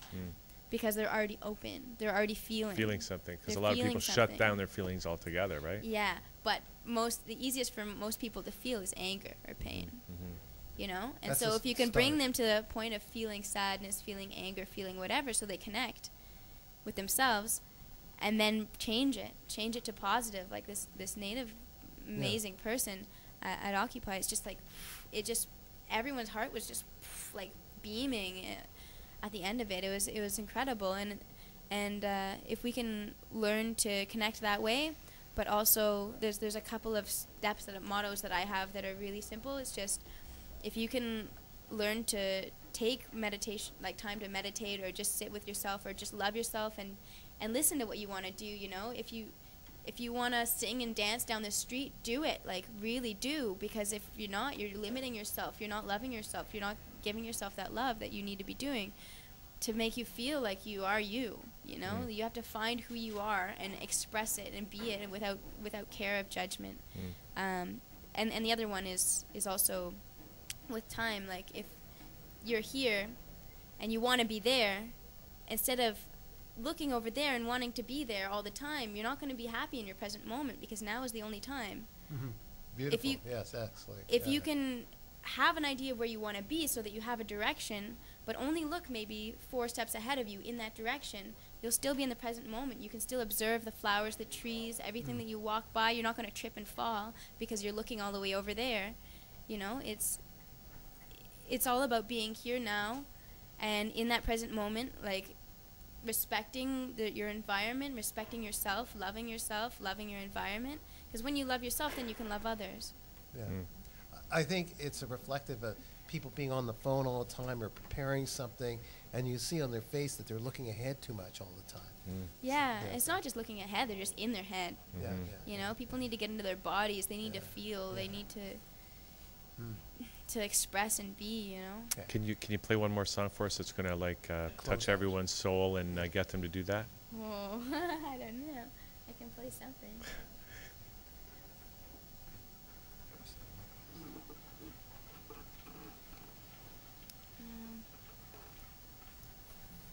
It's really, I don't know if it's going to open up people's souls, but it was fun. Okay.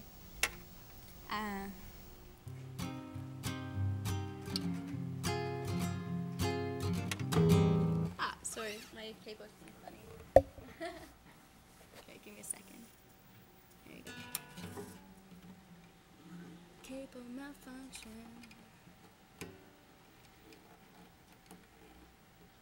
There we go. Okay.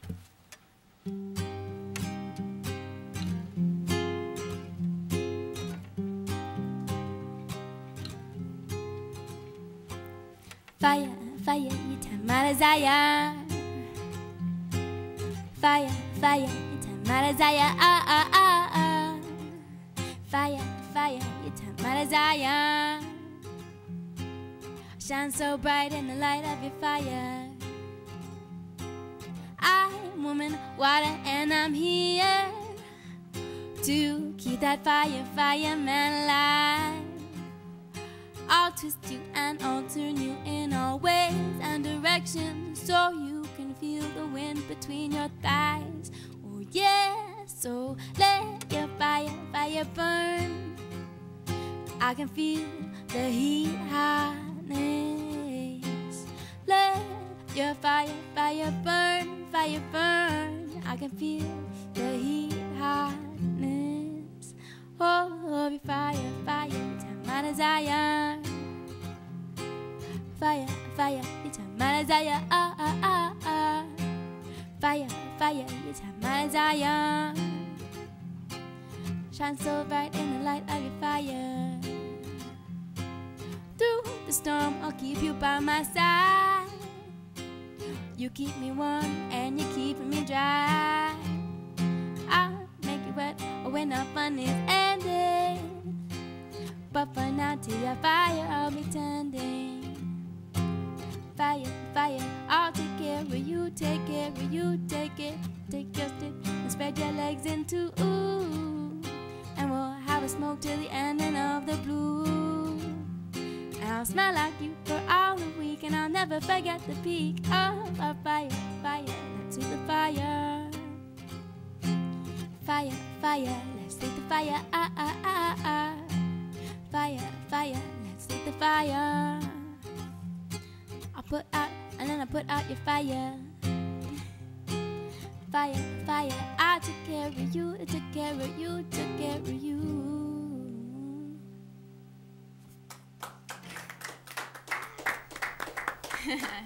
That's great.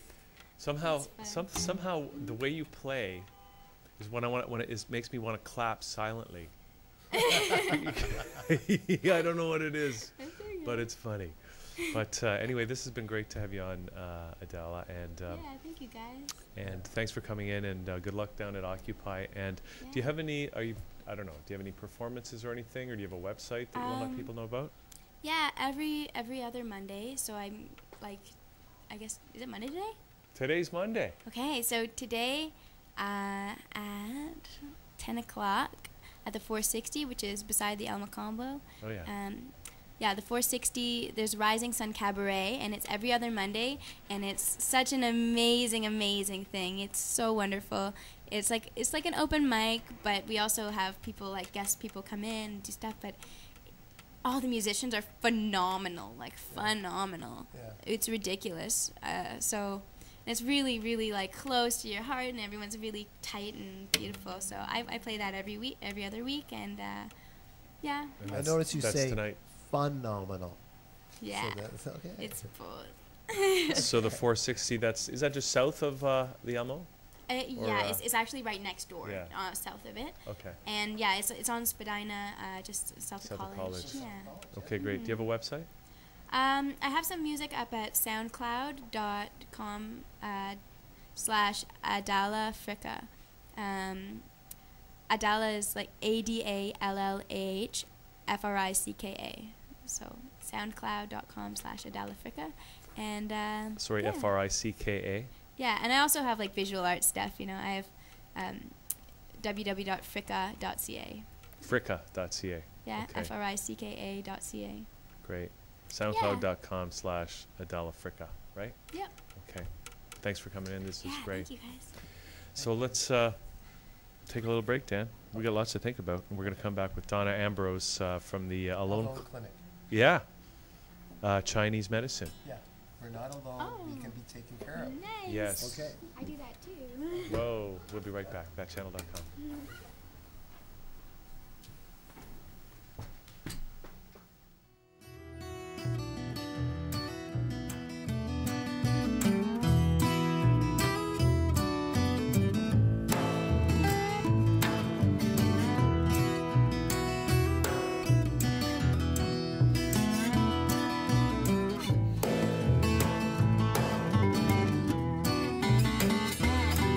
The wind is blowing across the mountains, and on the valley way below,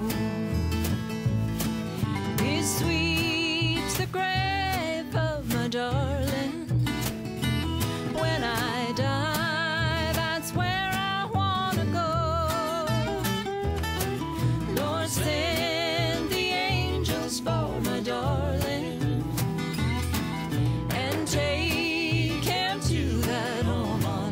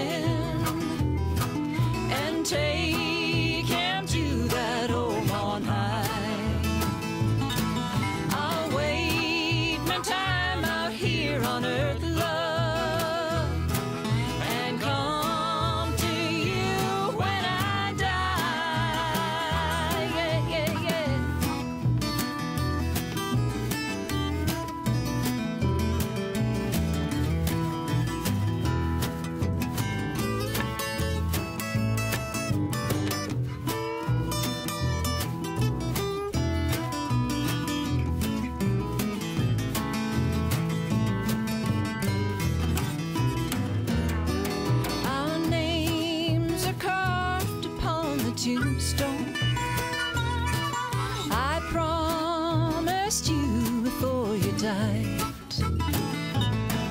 Our love will bloom forever, darling.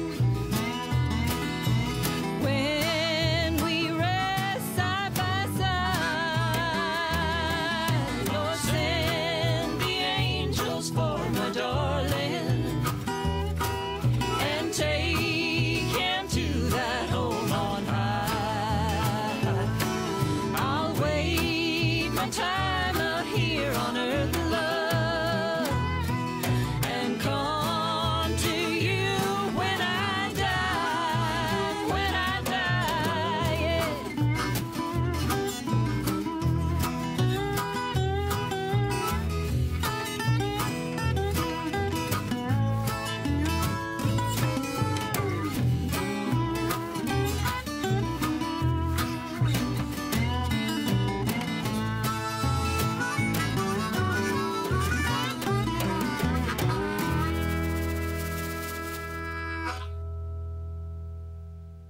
He's yawning. It's Welcome back to Liquid Lunch. Danny didn't get enough sleep last That's night, right. Dan. I'm yawning on occasion. Well, you know so- what you need? Oh, what? You need some, That I you need hear some that. acupuncture, some Chinese medicine, or Oh, maybe I- a massage, Oh, that's right.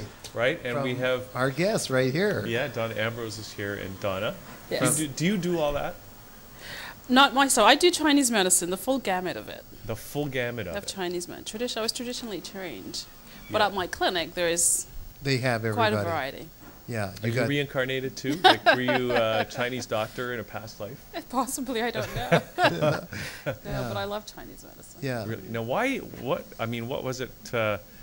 I mean, when did you decide that this was something you wanted to get into? What was What was happening? Were you like, what's the story? What's the story? Yeah.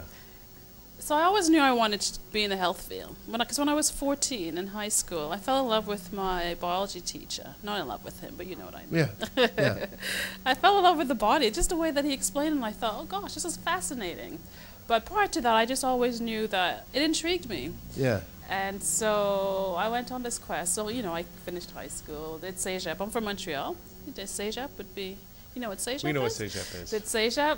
I did health sciences at CEGEP, and then went on to university to do biology. And I thought, oh, I'll be some mad, crazy scientist just because it sounded You mean like exciting. Frankenstein Yeah, thing? just Dr. whatever. Yeah, yeah, okay. It just, I didn't like conventional. Mhm. So I just thought, biology in some respect, but what? So I was in that explorative phase and started out and I was doing genetics, doing my biology undergrad in genetics. And as I went along, I realized I didn't quite go with what I wanted or what I expected. But in the interim, I got ill. Mhm. And it was sort of like an unexplained illness, just a lot of pain. I don't know where it came from.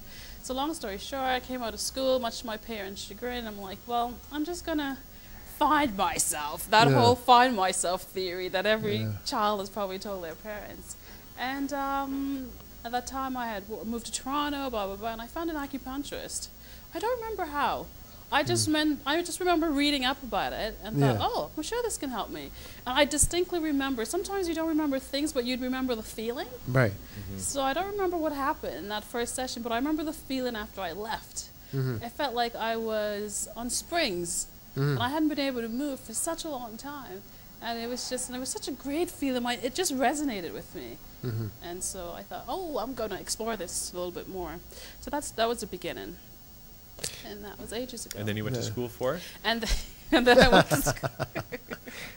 And then then- I went to school for it. Then I went to school for it. I started off in the U.S. because I didn't find any schools here at the time. Right. And I've moved around. I love to travel. That's another passion of mine besides understanding the human body. Where in the So, States, out of curiosity? It was in Atlanta. Okay. Atlanta. I did that for a while. Then did here at the Michener Institute. You know the Michener Institute? Then you may have met my friend, Scott Davis. Scott, maybe- depending he what went at a year. different I was time. there in 97. No. 98? Okay.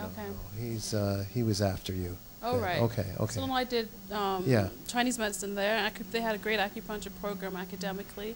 Then I went out west with a couple of my friends to Victoria because in BC they've got the oldest school of traditional Chinese medicine. So I thought, well, far Yeah. from going to China, I Yeah, can go to yeah, the place where they have the oldest Yeah. school of traditional Chinese medicine to do my clinical. And that was a great opportunity there. Uh-huh. I mean, because in the West Coast, It's quite different from here. Alternative medicine is sort of like the first course of treatment. It's not an afterthought. So it was great to have, in BC? In BC, in Victoria, where I was. Wow. People would come to go, that's their medicine. They come to get tuned up or balanced. Hey, did you ever meet Adam Dreamhealer while you were out there? I don't know. Did Thought I'd ask. Thought you'd ask. So what is, can you explain Chinese medicine in a nutshell? In a nutshell? Yeah, A nutshell what- version? So like all alternative medicine, it's just using your body's energy, really, to heal itself.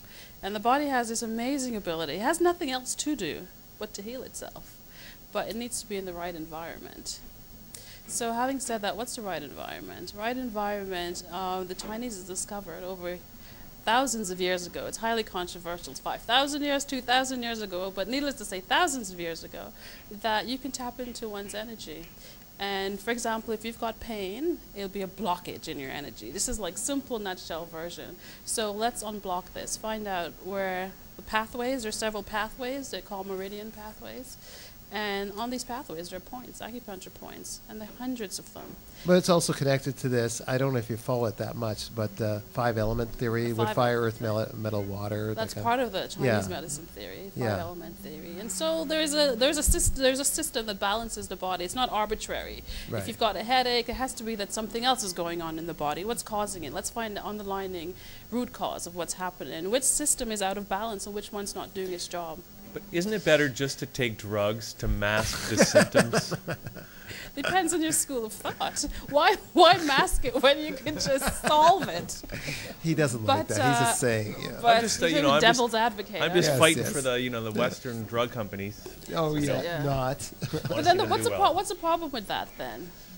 It's just when you run out of drugs, Yeah. or if you couldn't afford it, Yeah. or if it becomes ineffective, Yeah. then your headache's still there, isn't it?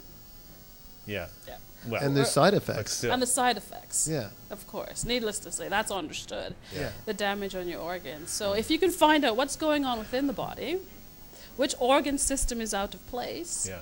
and realign that. Right. So when somebody comes to see you, like there's a lot of things that we call untreatable according to Western medicine. I mean, like, I don't know, diabetes. Like, for example, diabetes. Let's just take that one for a second, right? Right. Because the only treatment Western medicine has is, take insulin, right? Or Do you have a different tablets. approach? Is that something, can you work with people? Can you help people with diabetes? Like, what is the problem with diabetes that, from a Chinese medicine perspective? The short version, from a Chinese medical perspective, is any illness is an imbalance. I know it sounds like a very short version. So finding which system is out of balance. It's a wasting and thirsting syndrome. It's highly convoluted. But basically, you'll deal with the element which is earth element in Chinese medicine, which is the stomach and your spleen. And going in and balancing that off, as well as, of course, proper nutrition is key to any illness.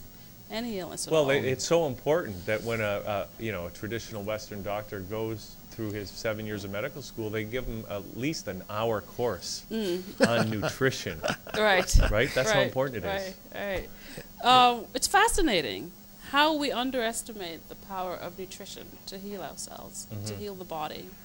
And this, rightly so, there's only a short amount of time given to it. But I've also studied nutrition, and that plays an equal part in my treatment process. Yeah. Everyone has to keep a nutrition journal if they come to see me. Yeah. To find out what food's doing to them.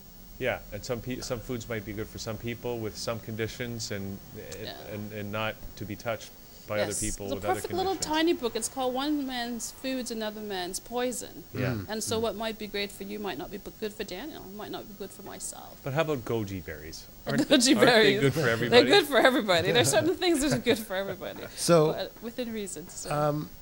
There's a book that's been around for a while, and almost everyone, I shouldn't say it because maybe you didn't read it, but The Web That Has No Weaver. Oh, right, yes. It was required I didn't reading. read the whole thing. I kind of started with Vitality, and I kind of lost it somewhere through there. But I think he shows pros and cons of both sides of TCM and allopathic medicine. I'm not sure. But at the end, I think he was saying that there's got to be a marriage of the two. Is that right? what- I totally agree with that. There isn't one perfect system. Not at all. Yeah. So in China, of course, there's always a marriage of the two. Right. I did eventually go to China and did advanced studies there. And in the hospital where I was, they only used traditional Chinese medicine as a means of treatment. But I purposely chose that hospital. But apart from that, the conventional wisdom is that you need to have both Eastern and Western medicine interplaying, and that, to them, the Eastern philosophy is the perfect marriage, to be able to combine both. Yeah. Because of course, if I broke my foot, I wasn't going to get acupuncture. So I'm literally going to run to the emergency room. Right. Let's get it fixed, That's and what right, could we first of do, all. right? Yeah, yeah, yeah. And then later on, to heal myself properly, Yeah. and maybe to get rid of the side effects of something that I've probably just taken, I would then use an Right. alternative version. So you need to have the perfect balance. How marriage. long were you? That's what I need, Hugh, I need a perfect balance. I got a long ways from that. But, Well, just like our last guest, she said she wanted a balance between light yeah, and dark. the person you just met. But yes, Interesting, that was interesting. But interestingly enough, we don't have balance in our society. Yeah. Yeah, in so many things. But I mean, from my perspective, obviously our health. And that starts with your mental outlook. Mm-hmm. We don't take time we're too busy. And sometimes Yeah. in treatment, it's a matter of just slowing down. I've had many instances where, for example, people have headaches. I pick on headache a lot because I do see that a lot. Yeah. I'm a pain specialist, Yeah, so yeah. to speak.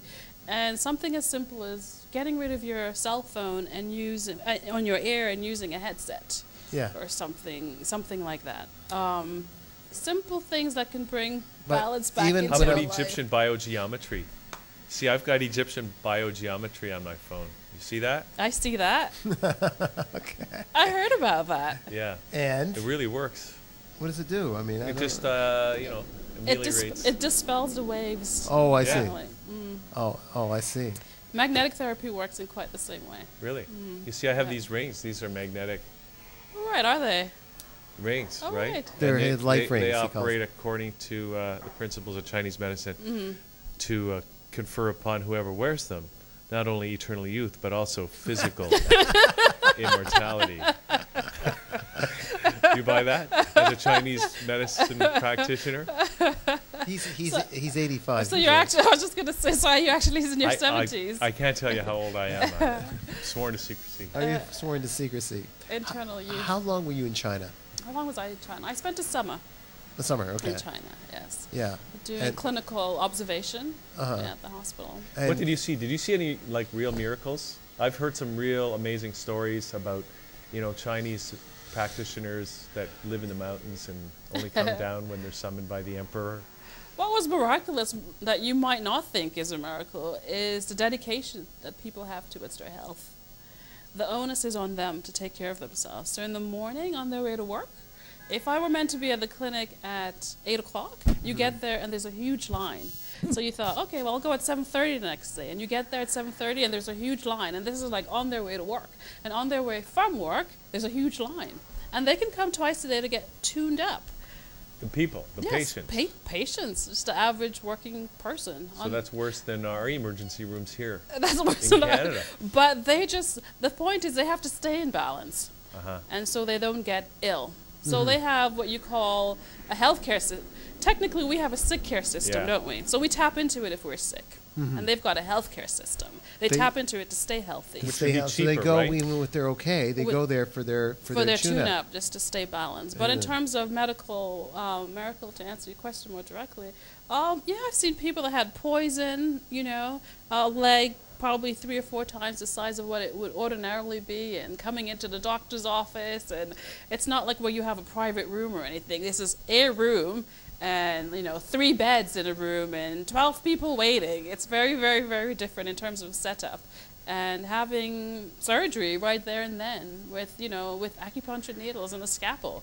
Just fascinating stuff. Getting rid of the purulent blood, we'd call it, and watching over time that her leg comes back to normal, as well as doing Tai Chi and Qigong on that leg. Just fascinating. Fascinating stuff. Now, you're not doing acupuncture, but you're doing the Chinese medicine. I mean, acupuncture is a part of Chinese medicine. That's what I thought, because yes. that was my next question. So how do you separate? Because they're usually together. So yeah, no, they're together. It's just Okay. in the West here, they've separated, and oftentimes because people know more about acupuncture, Yeah. and so than they do about Chinese medicine. So you can go and become an acupuncturist, and you take it out of the modality. But in terms of Chinese medicine, you've got acupuncture, obviously. You've got tuina, which is a kind of massage going along the meridian points. Some people claim that shiatsu came from a mixture of tuina and something else, And something- massage. And I massage, think, yeah, that the Japanese have used. There's herbal therapy, of course, which Yeah. is great. So whatever medication that someone's on, you can have the equivalent in a herbal form that's made for you. And it's loose herbs. It's usually the concoction that you would see brewing in any of those Chinese movie, or you go in Chinatown not far from here. Yeah. And you'd see some sort of concoction of some sort going on, right? Yeah. That's herbal medicine. And then you've got nutrition, of course. And you've got Qigong, which is actually a part of Chinese medicine. It's a mandatory part. And that's that movement exercise, Yeah, using your Qi. Yeah, very familiar with it. I take Yes. yoga, and I did take some Qigong. And, of course, Tai Chi, which is all. Right. Are people still afraid out there? I guess there are all types that are afraid of turning into the Incredible Hulk if they take the wrong thing. I guess there's the odd one. You have to re-educate them. I'd like to turn into the Incredible Hulk. What should I take? What should you take? Come see me. That's one thing, too. Chinese medicine is very individualized. That's what I like about it, of all the Yeah. medicines that's out there. So even if you both had the same thing, you had a stomach illness, stomach flu, stomach pain, and you both came to me, it Yeah. would still, you'd have to be treated individually. It may happen that you might be on the same treatment protocol, but most likely it'd be that So- you were on different. So, for treatment example, protocol. he may be sick to the stomach, but I may be sick to the stomach of him. Exactly. Then there's two different. Then there's two different dynamics going on. But it's not only Chinese medicine. We offer lots of other alternative therapy at the clinic. Like so what? it's What great. What are the other So modalities? the other modalities. So we have shiatsu. Okay. We've got body talk. I'm not sure if people are Body familiar with talk. that. Body talk is a form of using applied kinesiology, Okay. which is muscle testing. Yeah. And to find out what's happening in your body. So the patient isn't speaking necessarily. The practitioner is finding out through applied kinesiology what's going Cool. on. We've got naturopathic medicine. Mm-hmm. You've got a couple of them We've there, got two don't you? naturopaths. Yeah, Yes, mhm. and two TCM. Mm-hmm. And we've got massages, of course. Yeah. RMTs. You know, we don't have too much time left, and we're going to get all the info if people want to find out more about your practice. But I want to ask you, because as we were speaking with Adallah earlier, you know, 2012 just around the corner, and we were talking about people. I don't know if you sense it, but do you think people in general are under a lot of stress, under a lot of just a lot of frustration in their lives these days? Do you see that in your practice? And if so, you know, can Chinese medicine or something else that you're aware of be used to help people? I see that more and more. And lately, like within the last month, or the last 2 months, and I've been doing Chinese. When I first got introduced to it, when I graduated in 2001, and so I've been doing this for a while. And within the last 2 months, there's a dramatic shift in people's energy in terms of more illnesses. But I think it's more of a result of literally not stopping. We're always on the go, and we're just so busy. And we just get overwhelmed. There's a sense of overwhelmingness. I Yeah. don't know if that's a word. Yeah. And that's basically what people are saying to me. They'd call you because they're overwhelmed. And quite a lot of young people, they used to be older, quite a lot of young people are off work for anxiety and things of that sort, which didn't used to be so common. Do you get people from the office world or the banking world that have also been off work because as patients that have, not to talk personally about, that's private, but Right.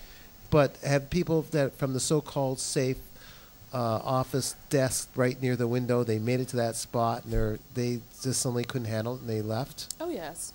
Yeah. I have that a lot lately. And not knowing, looking for a sense of what to do next. And Yeah, the principle yeah. is always the same. It comes back, it's so simple, but it comes back to really staying balanced. And what's balance? I know it's a big thing and it's a big topic and it can go on for ages. But coming back to the basics, the 1, 2, 3, sleeping well, and not just sleeping, but quality of sleep.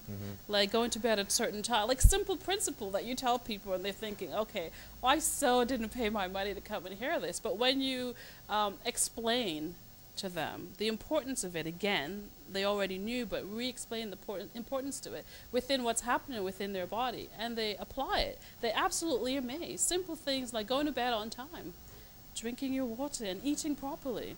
Like, simple. That's it. My mentor, Lenny Carboni, I don't know if you met him. He's my mentor in shiatsu, and he shared with us that that there's people that tell their woes about whatever to him while he's working on them. And he asked, sometimes they come out with, well, what should I do? I said, well, I'm just doing shiatsu or whatever. And he's learned that whenever he gave advice, they don't like it, they won't do it, whatever. Yeah. So finally, when someone does this whole thing that she's doing everything completely upside down, probably everything that you say not to do, you know, let's sleep. And she says, well, what should I do? And he looks at her because she's being really kind of ridiculous with, you know, she doesn't want to do one thing, yet she wants an answer. He says, I suggest that you breathe. And he looks at her and she kind of gets the message, because maybe if she breathes and that there might be a pause, like in yoga, and the rest of it, like what you're talking about, comes into place a little bit. I told my patient that last week. So she's meant to come in to check in with me this week. I said, I just want you to breathe. I just want you to go home and breathe, because it's something that we don't do. She's like, huh? So, so it's interesting. So waiting to hear back from her. Literally, simple things like that. Yeah. Well, it's been great to have this conversation, Donna, and wish we could keep it going, because we could probably talk all day about it. We'd love to have you back sometime and carry it on. But if people are out there and maybe they feel compelled to do something about their health and they want to come see you, where's the clinic, or is there a website where people could check it out? We're in Roncesvalles Village. Which is a happening place these days. Which is a happening place these days after the construction's ended. Yeah, it's nice now. Plus, my regular traditional Western doctor is on Roncesvalles. Oh, really? Awesome. Yeah. So I'll be seeing you like weekly. That's totally great. Yeah.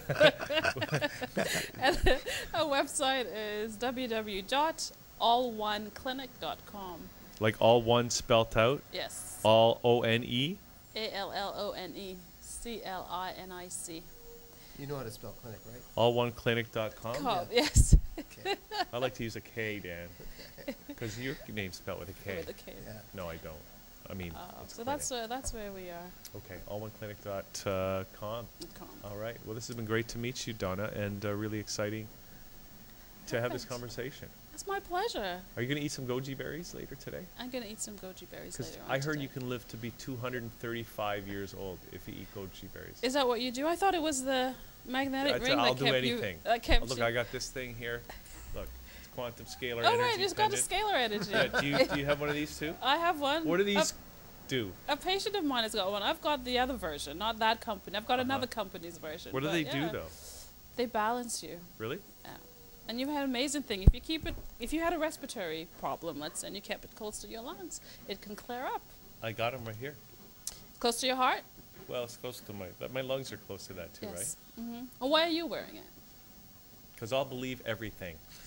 I believe everything. That's my, that's my philosophy. Is it working for you? Yeah. Oh, it awesome. Works pretty good. Yeah. No, they do work. Energy magnet. We live in a magnet. I know. The world's a magnet. I know. So, yes. Did you see that movie Thrive? It was on Friday. They were talking about that. I haven't seen it yet. No, but anyway, it's really true. Cool. All right. Perfect. Okay, Donna. Thank you for doing having this me. today. Appreciate it. And I guess that's the show, Dan. It was a good show. I didn't know. Is it? It's the show already? The show is over. Okay. Yeah. And thank you, Dan, for coming and doing this today. Okay. All right. Okay, good. All right, that's it. Thanks, everybody. Liquid Lunch will be back tomorrow at noon right here on thatchannel.com. See you then.